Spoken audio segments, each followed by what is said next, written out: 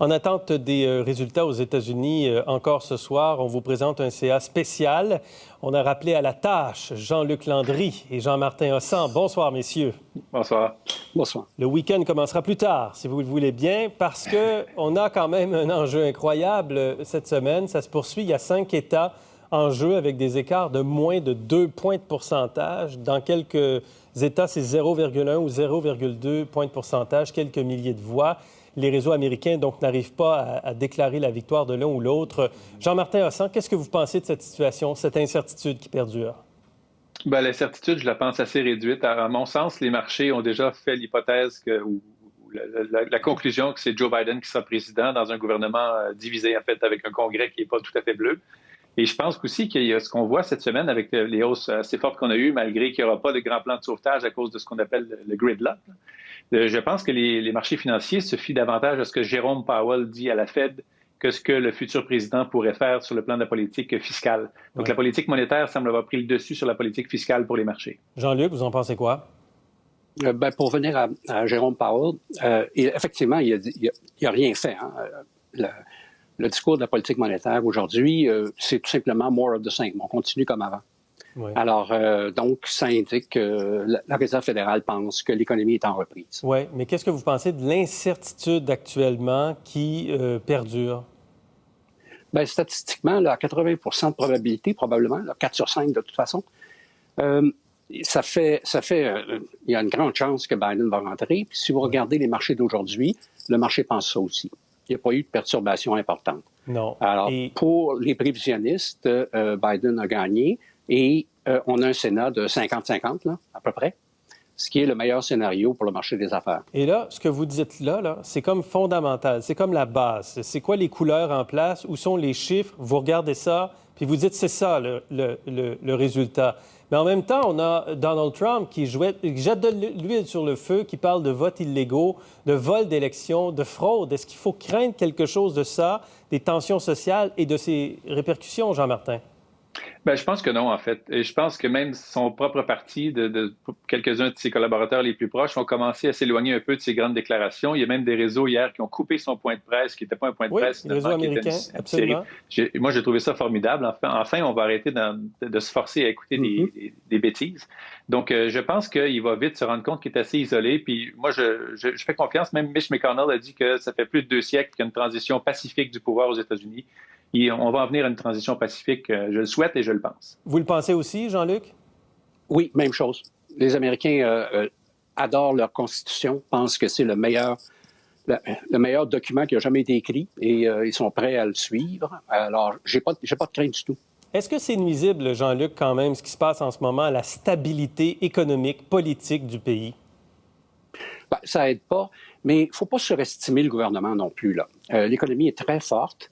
Le gouvernement, évidemment, peut faire des changements, mais ça ne changera pas le fondement. On s'en va vers un vaccin au printemps ou plus tard. Et l'économie fondamentale, si vous regardez, là, il y avait un petit commentaire sur le taux de chômage tout à l'heure. On a eu des lockdowns un peu partout, des confinements. Oui, des confinements. Et le taux de chômage baisse encore. Alors, c'est vous dire que le fondement de reprise est très fort. Oui. Est-ce qu'on peut... là-dessus, je ne suis pas tout à fait d'accord parce qu'il y a encore des millions d'emplois à récupérer par rapport au début de la crise. Évidemment qu'on augmente à partir d'un niveau très bas, mais il ne faut pas oublier que c'est facile d'avoir une hausse quand on part de la cave. Là. Une hausse de 1, quand on part de 1, c'est 100 %. Quand on part de 100, c'est 1 %. Donc, je pense que l'économie est encore fragile. Et d'ailleurs, Jérôme Powell, quand il dit « more of the same », c'est qu'il déclare en fait que l'économie a besoin de toute cette aide-là de la Fed, sinon tout va s'écrouler parce que la pandémie a été vraiment très difficile pour l'économie. Juste, si je peux me permettre des chiffres là-dessus. Là. Je sentais que vous vouliez ajouter quelque chose. On est à peu près à 3 % du sommet de l'emploi de toute l'histoire des États-Unis, et c'est la même chose au Canada. Je comprends là, que le taux de chômage est plus élevé, mais on est parti du plein emploi. En fait, les États-Unis étaient en deçà du taux naturel de chômage pour l'économie américaine lorsque la pandémie est arrivée. Alors, tout ça pour dire qu'on n'est pas dans les années 90 où le taux de chômage était 9 %, on avait de la misère à le faire baisser d'un quart de 1 %. On vient de faire baisser d'encore de 1 malgré tout ce qu'on a eu de problème de COVID. On n'est pas dans une récession normale de toute façon. Hein? C'est un autre type de récession.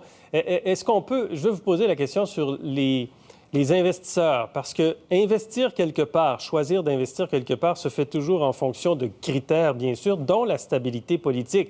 Est-ce que les investisseurs pourraient faire moins confiance aux États-Unis dans le futur, compte tenu de la difficile gestion du résultat électoral, Jean-Martin? Je pense pas, non. Je pense que la présidence Biden va ramener de la stabilité, un peu de crédibilité aussi, un peu de calme et un peu de prestance, finalement, à la fonction la plus puissante au monde encore à ce jour. Là. Donc, moi, je pense que ça va être plutôt bon pour la confiance envers les États-Unis. Et de toute façon, comme on le disait cette semaine, le programme de Joe Biden n'est pas non plus un grand programme révolutionnaire qui change le modèle américain. Ça va demeurer un pays capitaliste dans lequel les marchés vont encore mener beaucoup de choses. Oui.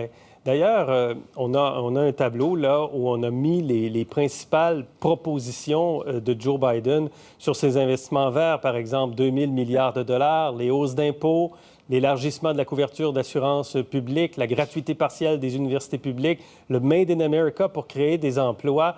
Non seulement ce n'est pas la révolution, Jean-Luc, mais est-ce qu'il va être capable de faire ça? Je pense qu'il va être capable de faire plusieurs choses. Pas du point de vue des impôts, mais du point de vue des dépenses. C'est-à-dire, du côté des dépenses, il ne faut pas oublier là, que le Sénat 50-50, les sénateurs, c'est pas comme des sénateurs canadiens qui regardent le bien public.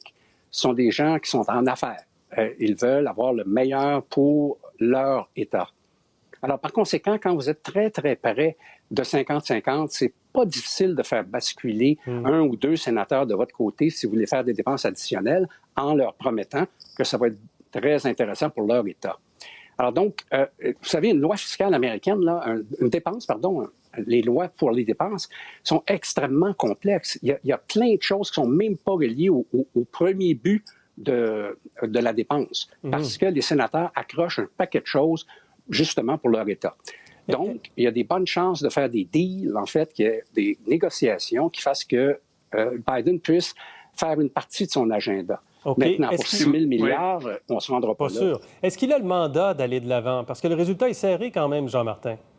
Bien, ça, chaque président allait de l'avant avec sa politique qui gagne par très peu ou par beaucoup. En fait, c'est comme ça que le système fonctionne. Même chez nous, on a des gouvernements qui sont élus avec 30 quelques %, puis ils ont le pouvoir absolu, en fait.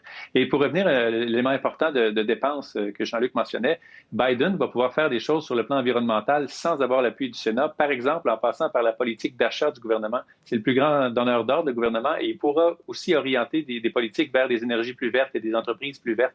Donc, il y a quand même un bon pouvoir d'agir dans cette plateforme. Mais c'est une mauvaise nouvelle pour Keystone XL. Oui. Ça dépend pour qui c'est une mauvaise nouvelle. Pour Keystone XL. Pour l'industrie pétrolière, pour l'Alberta. Il est moins pro-pétrole que Trump, il est moins pro-charbon que Trump, il est beaucoup plus économie verte et d'avenir, quant à moi, que Trump. Oui. TC Énergie ne doit pas être trop content aujourd'hui. Non. OK. Ça va être très difficile. Oui, en effet. Jean-Luc, Jean-Martin, merci d'être ressortis de vos tanières temporairement. On vous laisse tranquille. Bonne soirée. À la semaine prochaine. À mardi.